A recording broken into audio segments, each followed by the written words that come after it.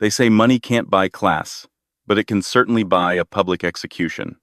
Picture this: Harrison Sterling, the tech world's golden boy, standing on stage at the Met Gala. He's holding a microphone in one hand and his mistress's waist in the other. In front of the entire Manhattan elite, he didn't just ask for a divorce. He tried to destroy his wife, Jane. He called her a leech, a nobody. He thought he was cutting loose dead weight. But Harrison forgot the one rule of the jungle. You never insult the predator disguised as prey. He didn't know that the woman he was humiliating wasn't just Jane. She was the owner of the very stage he was standing on. This is the story of the most brutal 24 hours in New York high society. Buckle up. The air inside the Metropolitan Museum of Art didn't smell like history. It smelled like money. Specifically, it smelled like Santal 33, vintage Krug champagne, and the nervous sweat of billionaires terrified of losing their status. Jane sat at table 9, a table strategically placed far enough from the stage to be irrelevant, but close enough to be filled by the B-list of the evening, the wives of lesser VPs, the old money aunts who donated just enough to get an invite, but not enough to get a greeting from Anna Wintour. Jane adjusted her glasses. They were thick frames, designed to hide her eyes. Her dress was a muted navy, expensive but entirely forgettable. It was a season old, a cardinal sin in this room. "Honey, could you stop fidgeting?" Harrison hissed, leaning down. He smelled of crisp linen and ambition. Harrison Sterling was undeniable. At 36, he was the face of Sterling Dynamics, a company that had revolutionized drone logistics. He had the jawline of a movie star and the ruthlessness of a shark. Tonight was his night.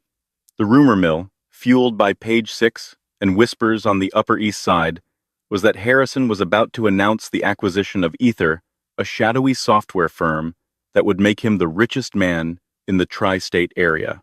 "I'm just nervous for you, Harrison," Jane whispered, her voice soft, almost trembling. She kept her head down, avoiding eye contact with the woman sitting directly across from them, Bella Croydon. Bella was everything Jane was not. She was wearing a custom Versace gown that looked like it had been poured onto her skin in liquid gold. She was 22, a brand ambassador for something vague, and she had been sleeping with Harrison for 11 months. Jane knew, Harrison knew she knew, Bella knew she knew, but in their world, silence was the currency you paid for comfort. "Don't be nervous," Harrison said, patting Jane's hand with a condescension that felt like a slap. "Just try not to look so dour when the cameras pan this way. Smile, like you belong here." "I'll try," Jane said. Bella giggled, sipping her champagne. "Oh, Harry, leave her alone. Not everyone is built for the spotlight. Some people are just background noise." Jane didn't react. She simply took a sip of water. Under the table, her thumb traced the screen of her phone. It was a burner phone, an old Nokia model that looked out of place next to the iPhones and Virtus scattered on the table. "Ladies and gentlemen," the voice of the MC boomed, echoing off the Temple of Dendur. "Please welcome the man of the hour, the visionary behind Sterling Dynamics, Harrison Sterling." The applause was thunderous. It was the sound of sycophants, hoping for a stock tip. Harrison stood up, buttoning his tuxedo jacket. He winked at Bella, a blatant public wink, and ignored Jane entirely. As he walked to the stage, the spotlight followed him, leaving Jane in the darkness. "He's amazing, isn't he?" Bella whispered to the table, loud enough for Jane to hear. "He deserves someone who can keep up, someone who shines." Jane looked up then.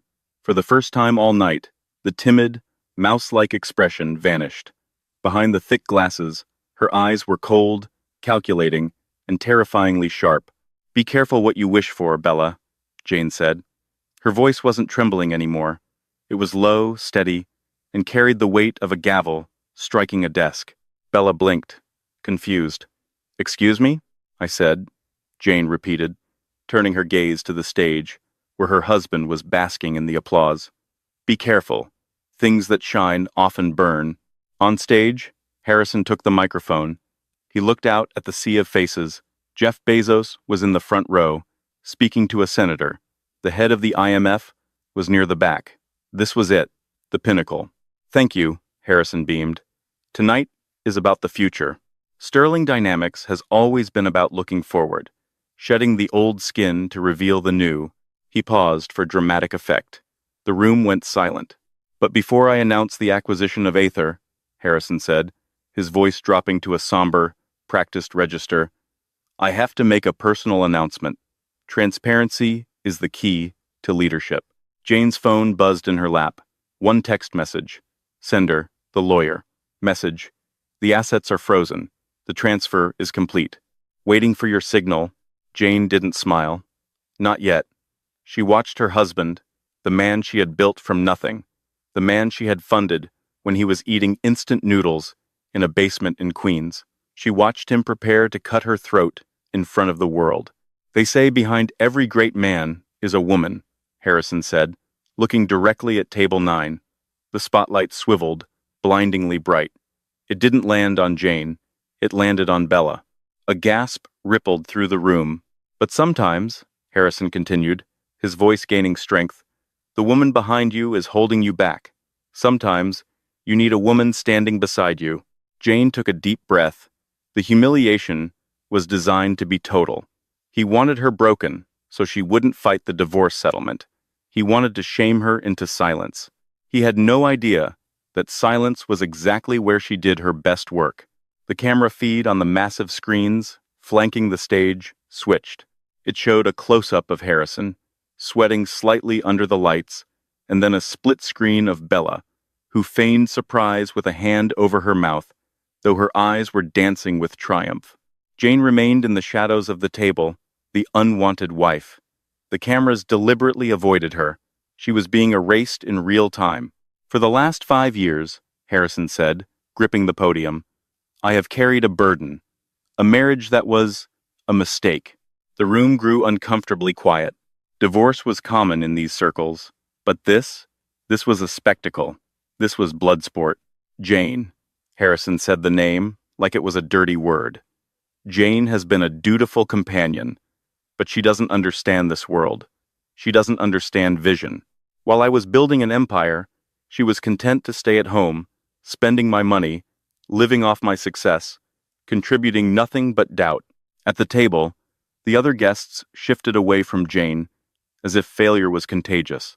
I am filing for divorce effective immediately, Harrison announced, and I am stepping into the future with a partner who understands the fire required to lead.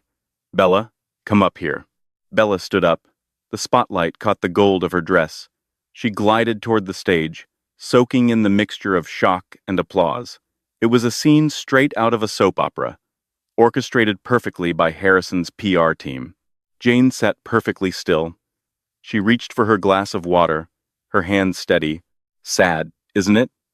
A woman to her left whispered the wife of a hedge fund manager.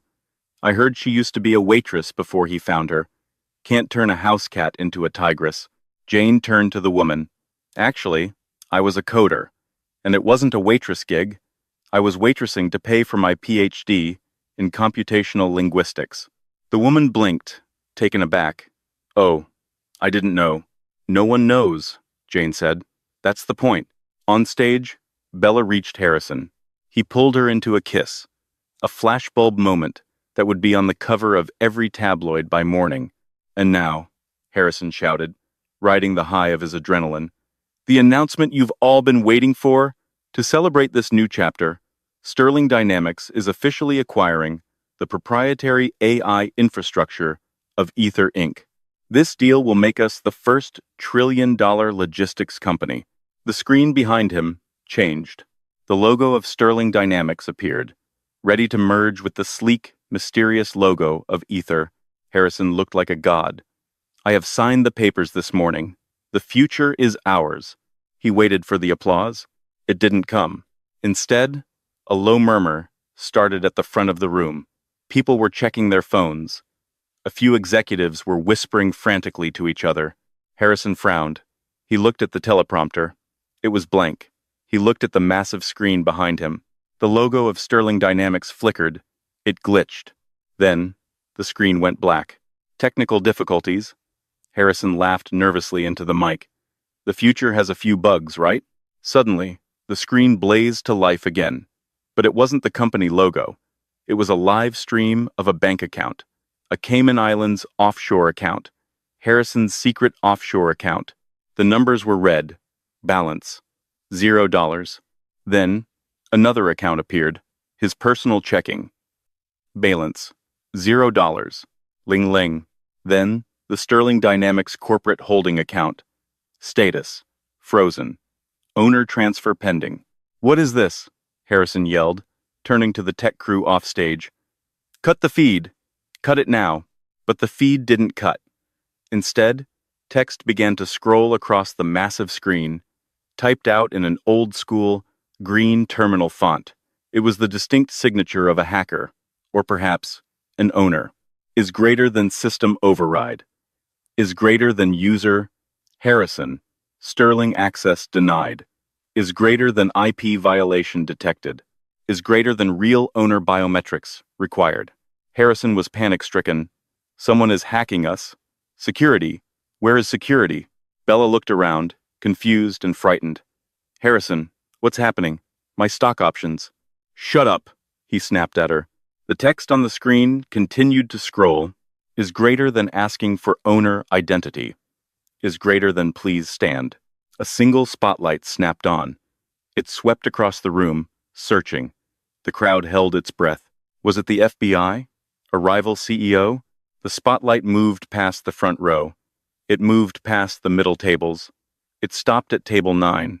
It landed directly on Jane. Harrison shielded his eyes, looking out into the glare. Who is that? Security, get them out of here. Jane slowly stood up. She reached up and took off the thick, heavy glasses, tossing them onto the table. They clattered against the china. She reached behind her head and pulled a pin. Her mousy, bunned hair cascaded down in thick, lustrous waves. She straightened her back, and suddenly, the dowdy wife was gone. In her place was a woman who stood with the posture of a queen and the coldness of an assassin. She picked up her burner phone and pressed a single button. On the massive screen, the text changed. Is greater than identity confirmed. Genevieve St. Clair. Is greater than alias. Jane Sterling. Is greater than role. Founder and CEO of Ether Inc. Is greater than welcome back, ma'am. The silence in the room was absolute. It was the silence of 1,000 wealthy people realizing they had bet on the wrong horse. Harrison's face went pale. He gripped the podium to stop his knees from buckling. No, he whispered, his voice picked up by the hot mic. That's impossible. You're just... Jane. Jane didn't shout. She didn't need a microphone. In the stunned silence of the Met, her voice carried clearly. Harrison, she said, taking a step toward the stage. The crowd parted for her like the Red Sea. You didn't acquire Ether. She walked past Bella, who shrank back, terrified by the change in Jane's aura.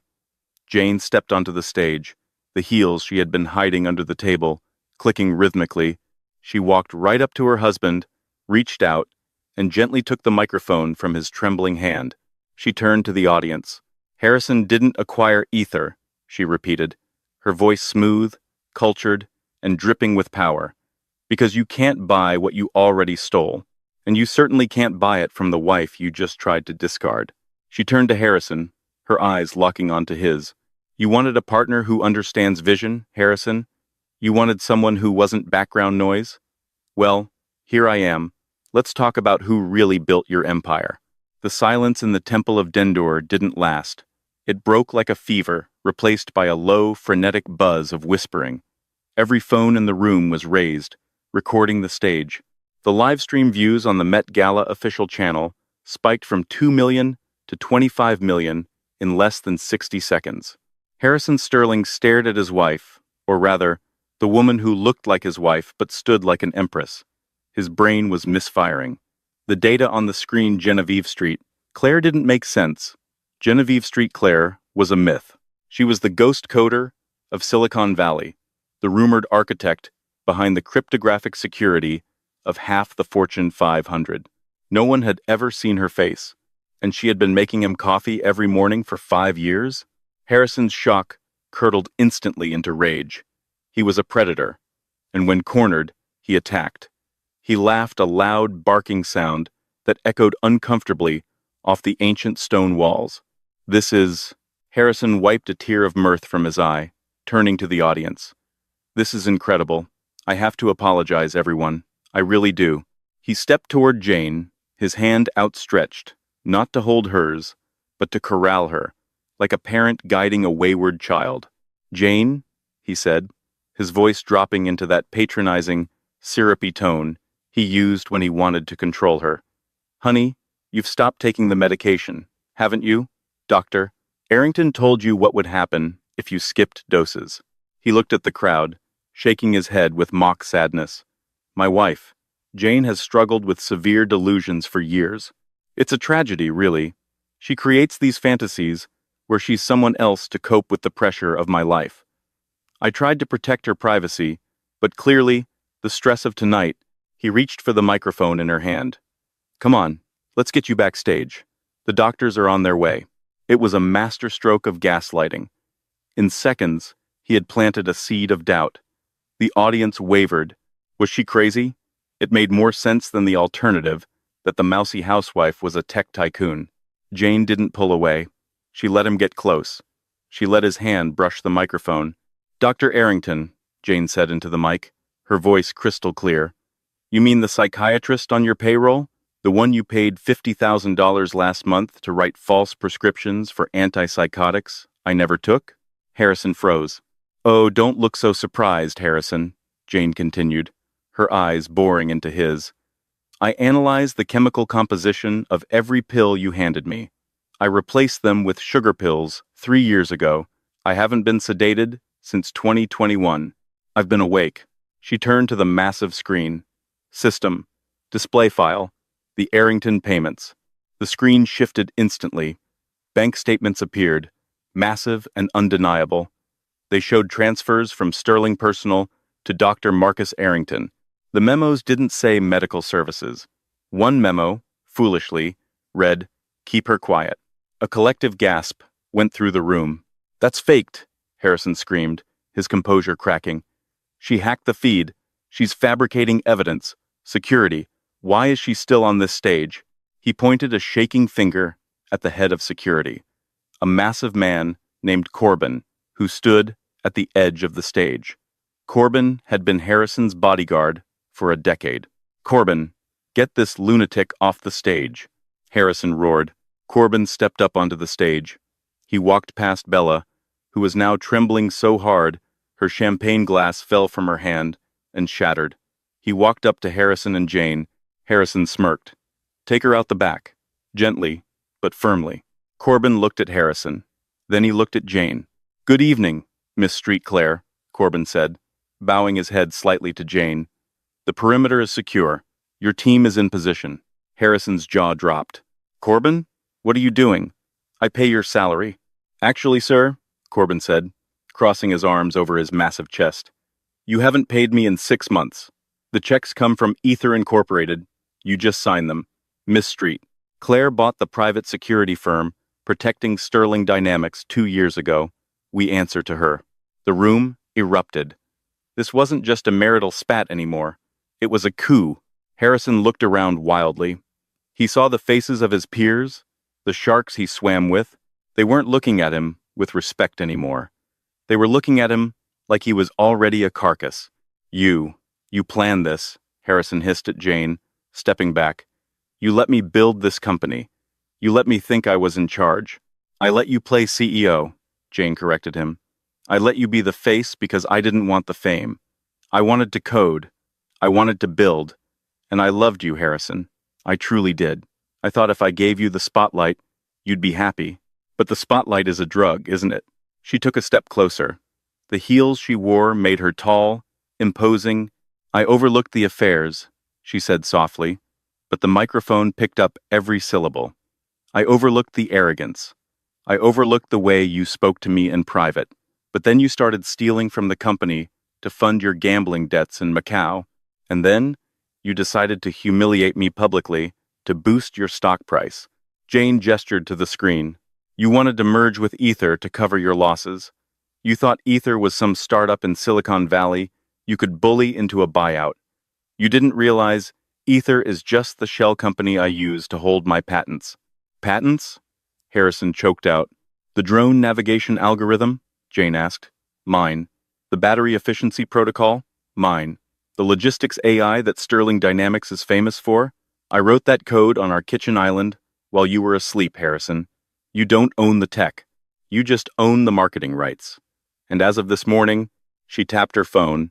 On the screen, a new document appeared. A legal cease and desist, signed by a federal judge. I have revoked your license to use my intellectual property. Effective immediately. Harrison looked at the screen.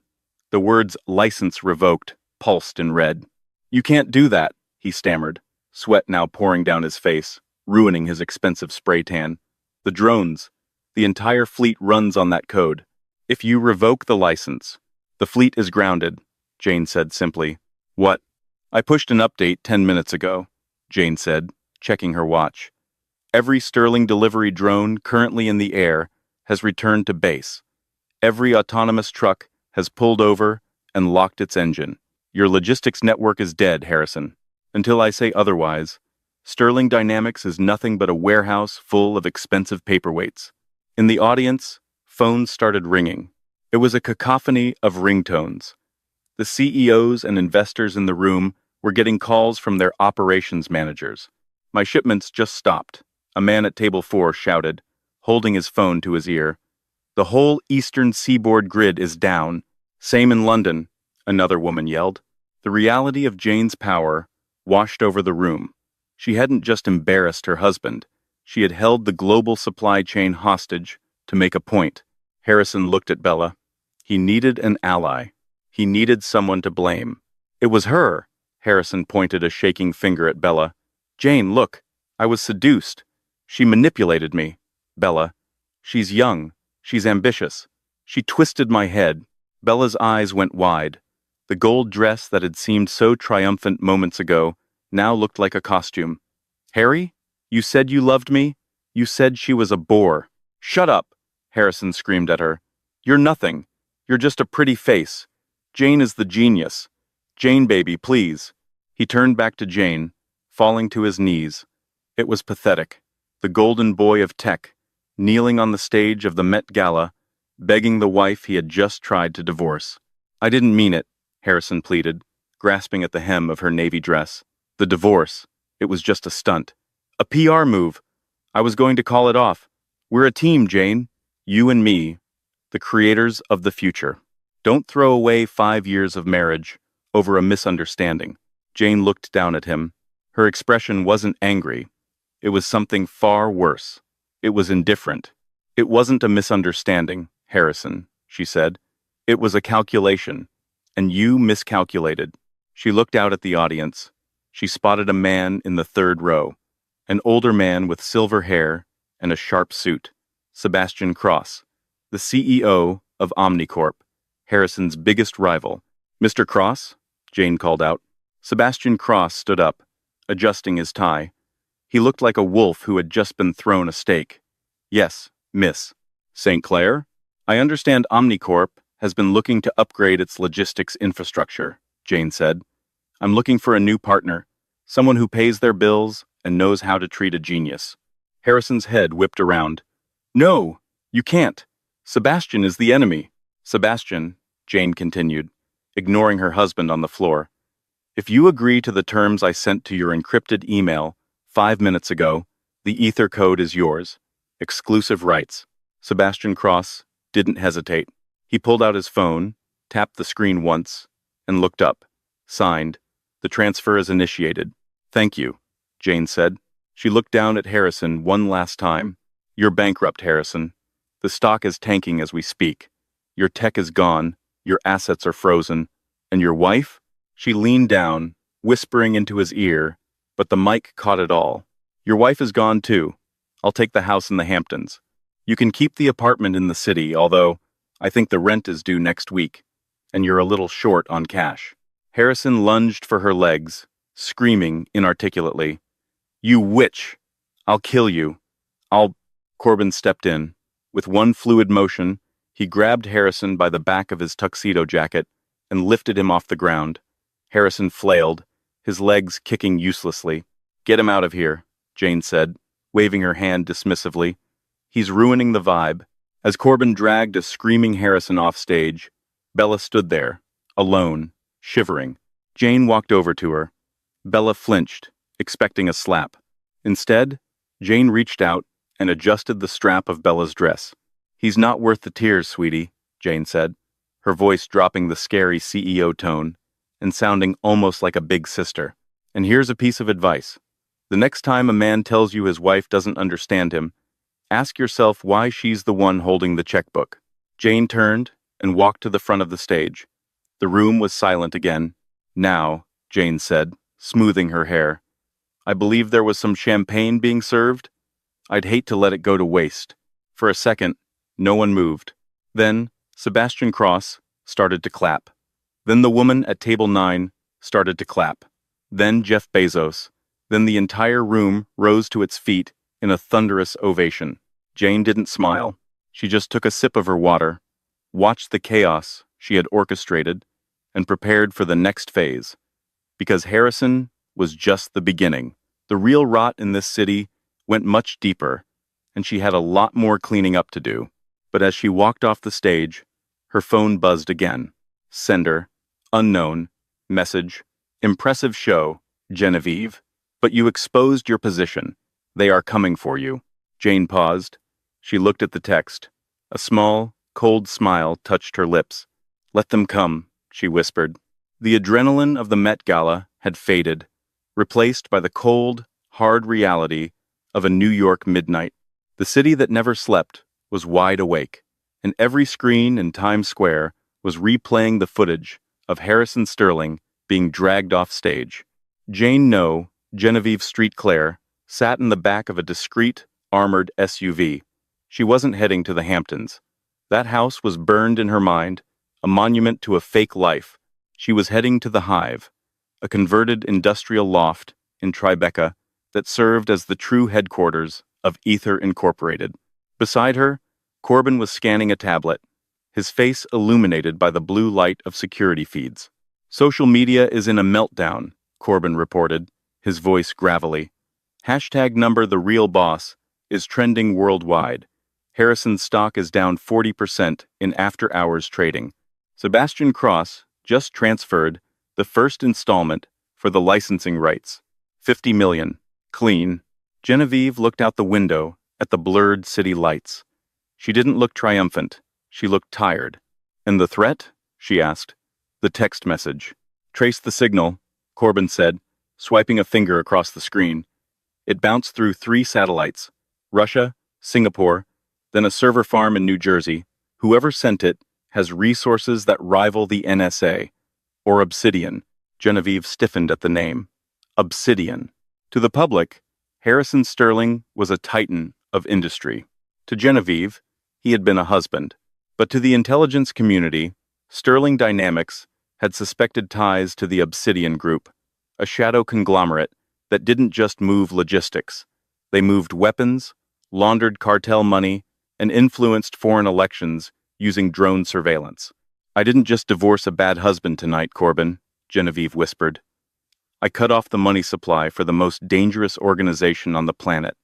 Harrison was their frontman. I just fired him."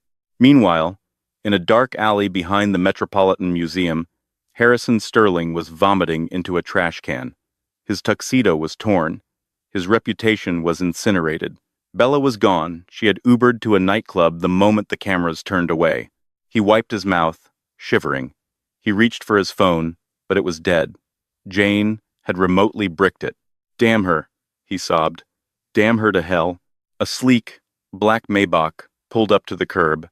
The window rolled down with a silent hum. "Get in, Harrison," a voice said. It wasn't a request. Harrison looked up. He recognized the voice.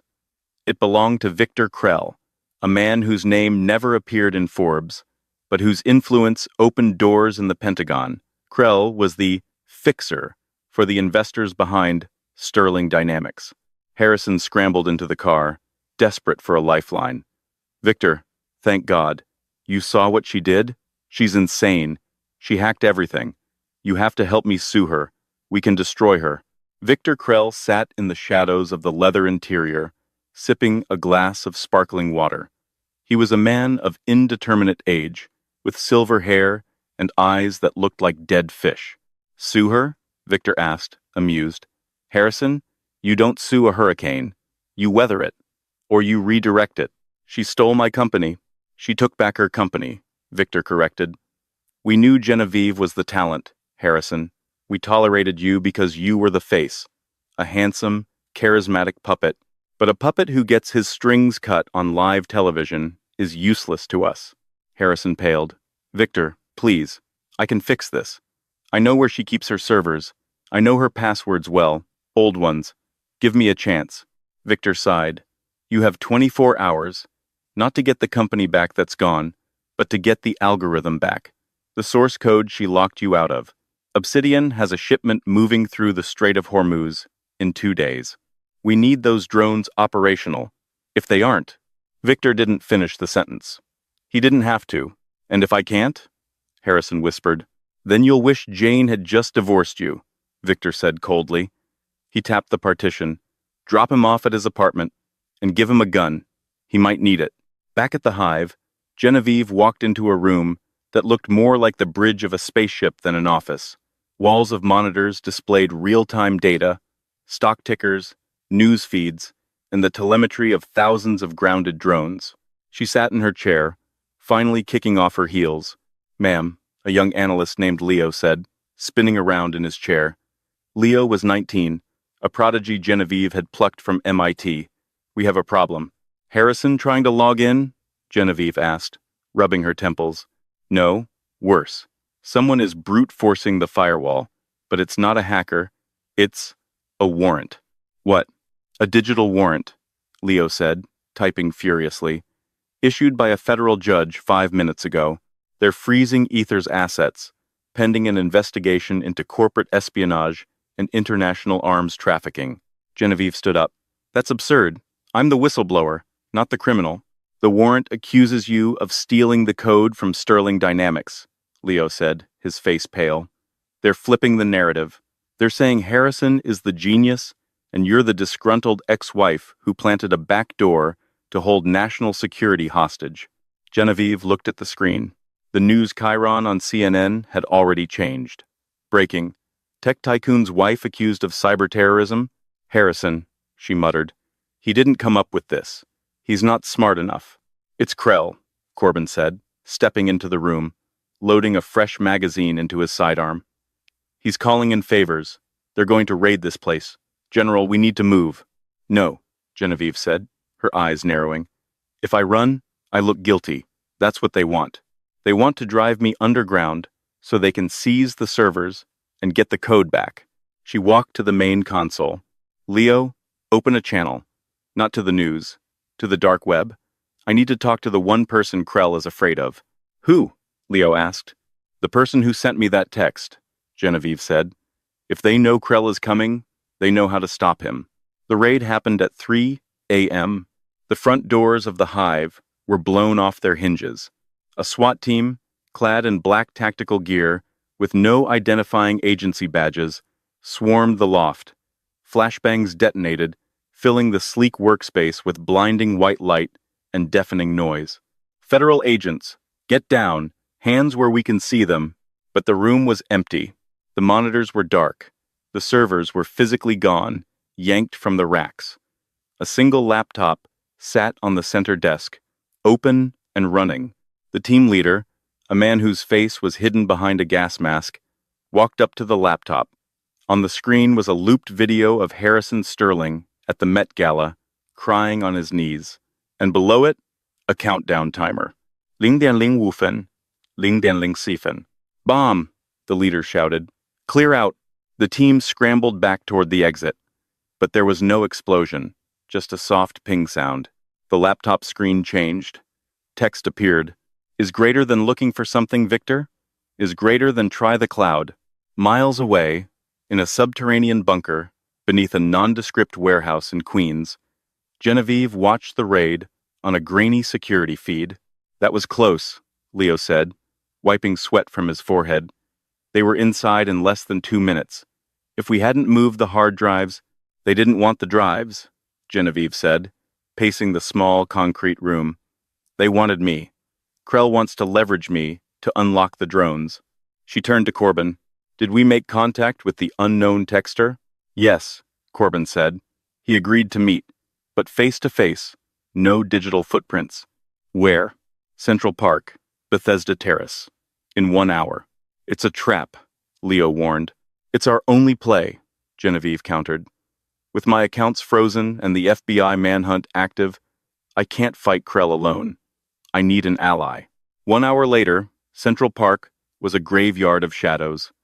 The mist from the fountain at Bethesda Terrace swirled around the stone arches. Genevieve stood alone, wearing a hooded trench coat. Corbin was hidden in the tree line. A sniper rifle trained on the plaza. A figure emerged from the tunnel. He was tall, wearing a charcoal wool coat. He walked with a slight limp, leaning on a cane with a silver handle. He stopped 10 feet from her. Genevieve Street Clare, the man said. His voice was deep, accented British, perhaps, or something older. You look different without the glasses. And you look remarkably well for a dead man, Genevieve said, recognizing him instantly. It was Arthur Penhaligon. 10 years ago, he had been the CEO of Iron Corps, a rival defense contractor. He had died in a plane crash over the Atlantic. Or so the world thought. Death has its perks, Arthur smiled. No taxes, no alimony, and plenty of time to watch people like Harrison Sterling ruin the world. You sent the text, Genevieve said. Why? Because I know Victor Krell, Arthur said, stepping closer. He killed me, or tried to. He sabotaged my plane because I refused to ship weapons to a regime he favored. When I saw you dismantle his puppet on live TV, I knew I had to intervene. You've kicked the hornet's nest, my dear. I can handle hornets, Genevieve said. Can you? Arthur asked. Krell has planted evidence on your servers. As we speak, leaked documents are hitting the press, claiming you sold state secrets to foreign insurgents. By morning, you won't just be a disgraced wife. You'll be public enemy number 1. Genevieve felt a chill that had nothing to do with the night air. So what do I do? You go on the offensive, Arthur said. Krell thinks he's untouchable because his money is clean, but his data isn't. I have the location of the Obsidian Group's physical ledger, the Black Book. It lists every bribe, every murder, every dirty deal. Where is it? It's not in a computer, Arthur said, tapping his temple. It's in a vault. In the penthouse of the Sterling building, the one Harrison just lost. Genevieve's eyes widened. Harrison's penthouse? I lived there for 5 years. There's no vault. There is, Arthur corrected. Behind the wine cellar. Harrison doesn't even know it's there. Krell installed it when the building was constructed. It requires 2 keys to open. One is with Krell. And the other? The other, Arthur said, reaching into his pocket and pulling out a heavy, ornate key, was stolen by me 6 years ago. That's why my plane went down. He tossed the key to Genevieve. She caught it. It was cold and heavy. Break into your old home, Arthur said. Get the ledger, publish it, and Krell and Harrison will be finished for good. Suddenly, a shot rang out. Arthur's shoulder exploded in red mist. He spun around, falling to the ground. Sniper! Corbin's voice screamed in Genevieve's earpiece.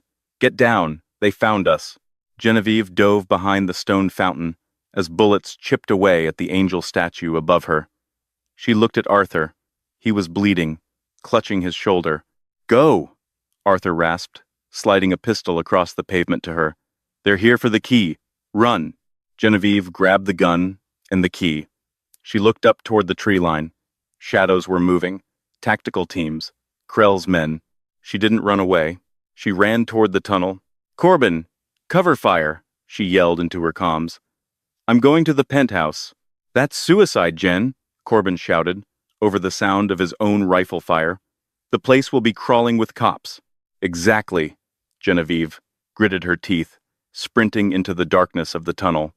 Krell won't attack me in front of the police. It's the safest place in the city. She burst out onto 72nd Street, breathless. She flagged down a taxi, jumping in just as a black SUV screeched around the corner. "Where to, lady?" the driver asked, looking at her wild eyes and the gun she quickly tucked into her coat. Genevieve looked in the rearview mirror. The SUV was gaining. "The Sterling Tower," she said, "and drive like you stole it." As the taxi sped off, Genevieve pulled out her burner phone. She had one text left to send. Not to Leo, not to Arthur. She typed a message to Harrison. To Harrison.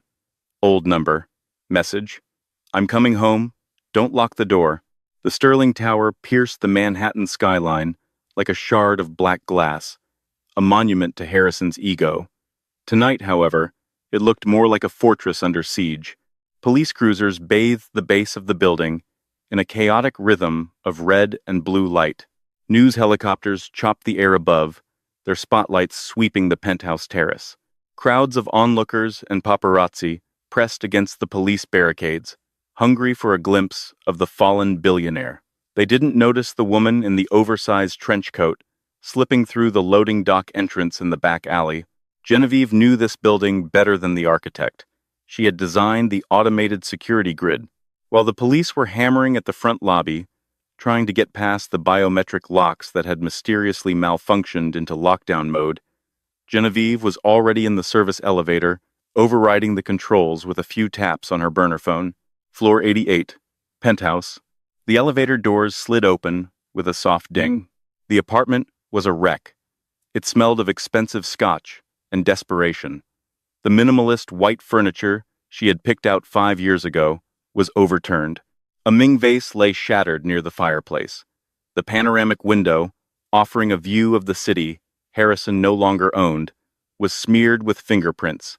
"I knew you'd come," a voice slurred from the shadows of the sunken living room. Harrison was sitting on the floor, his back against the white leather sofa.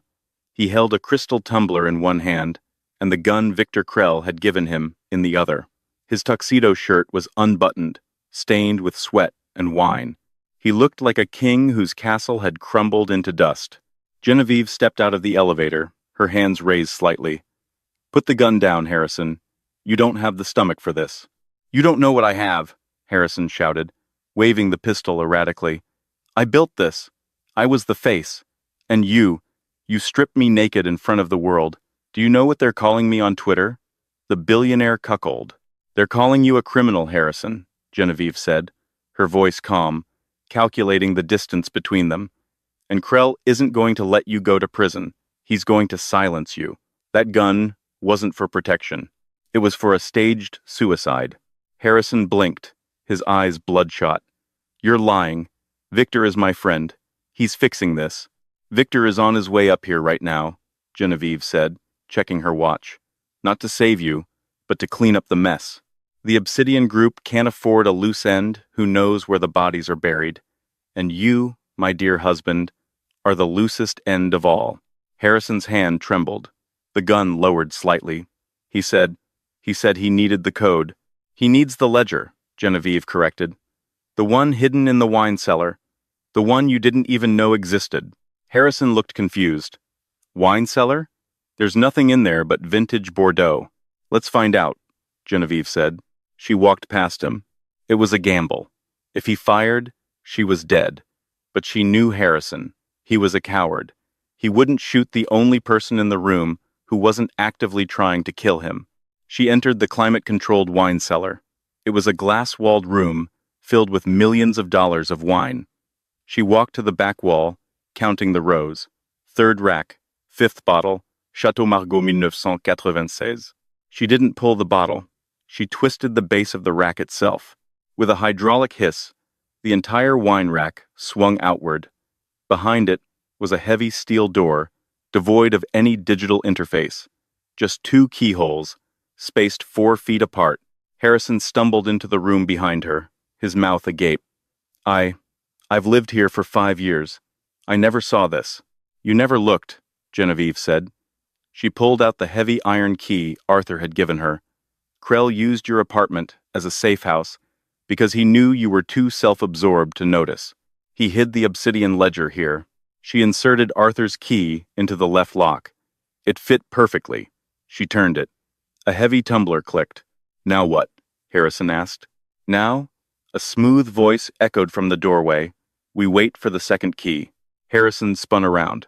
Victor Krell stood there, flanked by two men in tactical gear. He held a silenced pistol in one hand and a matching iron key in the other. Victor? Harrison stammered. Thank God. She broke in. She's trying to steal your twip. The bullet hit Harrison in the thigh. He screamed, collapsing to the floor, clutching his leg. Shut up, Harrison, Krell said, his voice bored.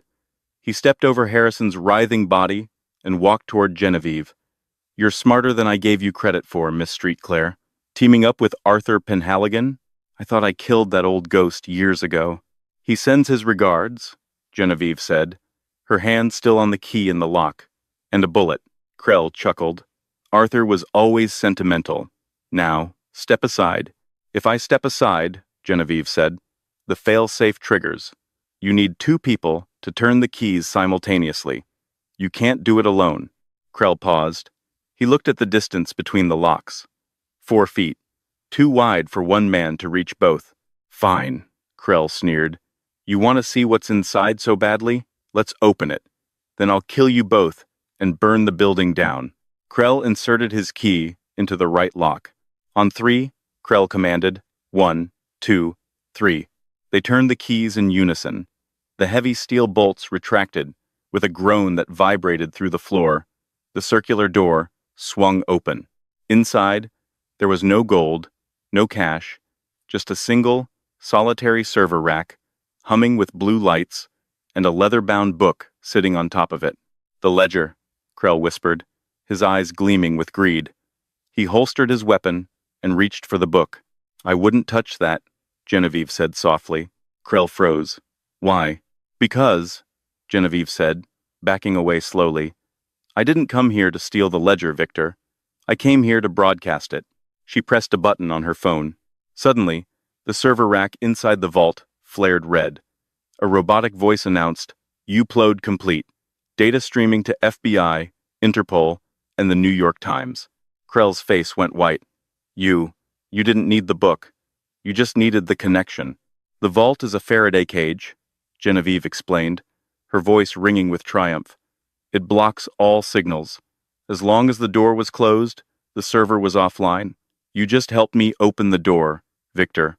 You just connected the Obsidian Group's entire database to the internet. Krell roared in fury, grabbing the leather book and turning his gun on her. I will end you. Harrison, Genevieve shouted. It was a Hail Mary. Harrison was bleeding out on the floor, a man who had lost everything.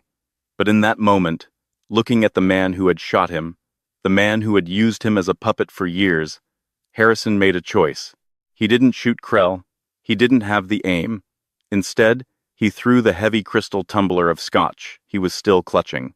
It smashed into the fire suppression panel on the wall. Alarm triggered. The room was instantly plunged into chaos.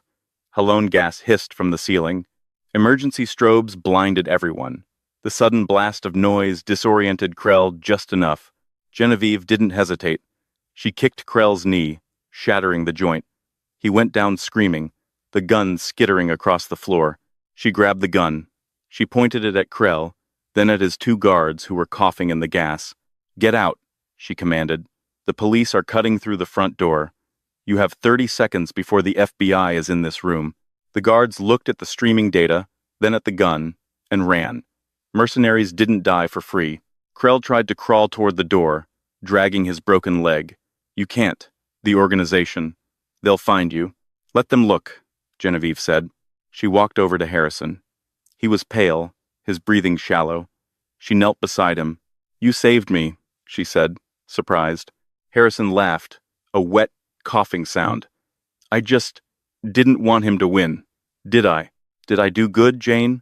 He used her old name, the name of the wife who loved him. Genevieve touched his cheek. You did good, Harrison, but Jane is gone. She stood up as the elevator doors were pried open with a screech of metal. FBI. Nobody move.